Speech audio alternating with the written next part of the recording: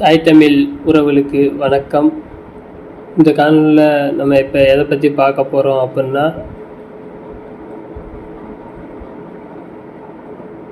நம்ம யூடியூப்பில் daily video upload பண்ணிகிட்ருக்கேன். அந்த அப்லோட் பண்ண வீடியோவில் ஆல்ரெடி ஏற்கனவே ஒரு ஆள் ஸ்ட்ரைக் கொடுத்துட்டாங்க. அது எதுக்கு கொடுத்தாங்க என்னன்னு தெரியல. ஆல்ரெடி ஒரு ஸ்ட்ரைக் கொடுத்தாங்க.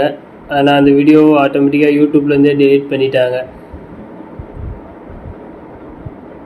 இப்போது திரும்பவும் ஒரு ஸ்ட்ரைக் கொடுத்துருக்காங்க. ஏதோ ஒரு 2 ஸ்ட்ரைக் ஆச்சு. 2 ஸ்ட்ரைக் அப்படின்னா ஒன்றும் பிரச்சனை இல்லை.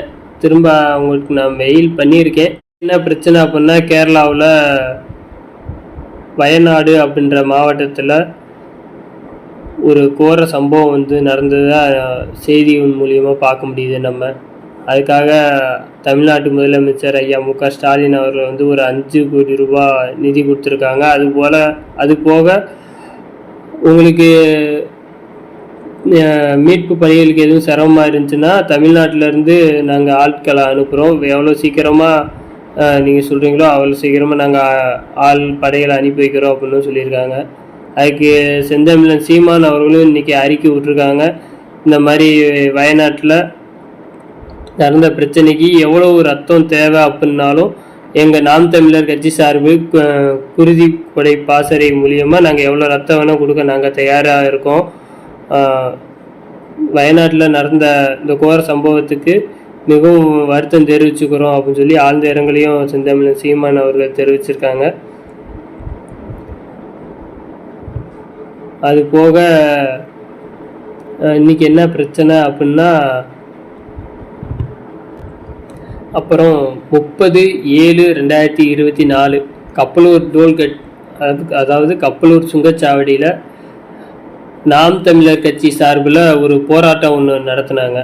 அந்த போராட்டத்தில் காவல்துறை அவர்கள் மிக மோசமான நிலைமையை கையாண்டிருக்காங்க. என்ன பிரச்சனை அப்படின்னா, ஐயா அருண் ஜெயசீலன் அவர்களை ஏதோ ரவுடி கும்பலை இழுத்துட்டு போகிற மாதிரி முதுகில் கையை வச்சு முதுகில் சட்டையை பிடிச்சி கழுத்துக்கு பின்னாடி உள்ள சட்டையை பிடிச்சி அப்படியே இழுத்துட்டு போகுது இந்த காவல்துறை. ஏயா, கொலை பண்ணவன், கஞ்சா விற்கிறவன், அவனெல்லாம் எவ்வளோ மரியாதையாக கூப்பிட்டு போகிறீங்க? மக்களுக்காக போராடுற இந்த நாம் தமிழர் கட்சியை மட்டும் ஏயா உங்களுக்கு இந்த மாதிரி வன்மத்தோடு செயல்படுறீங்கன்னு சொல்லி தெரியலை. இருந்தாலும் இந்த காவல்துறைக்காக பேசுகிறதேவும் நாம் தமிழர் கட்சி மட்டும்தான். வேறு எந்த கட்சியும் பேசி பார்த்ததில்லை, எந்த கட்சியும் பேச போகிறதும் இல்லை. நாம் தமிழர் கட்சி தான் இந்த காவல்துறைக்கு சப்போர்ட்டாக பேசிக்கிட்டு இருக்கு. 24 மணி நேரம் பணி வேலை, பணி சுமை, காவல்துறை பற்றாக்குறைன்னு சொல்லி நாம் தமிழர் கட்சி தான் பேசிக்கிட்டு இருக்கு. உங்களுக்காகத்தான் நாங்கள் போராடிக்கிட்டு இருக்கோம். ஏன் நீங்கள் காவல்துறையில் இருக்கவாசி நீங்கள் சுங்க கட்டணம் செலுத்தாமல் நீங்கள் போயிடுவீங்க. உங்களுக்கும் சேர்த்து வரி கட்டுறது நாங்கள் தானே சுங்க கட்டணம் செலுத்துகிறோம்.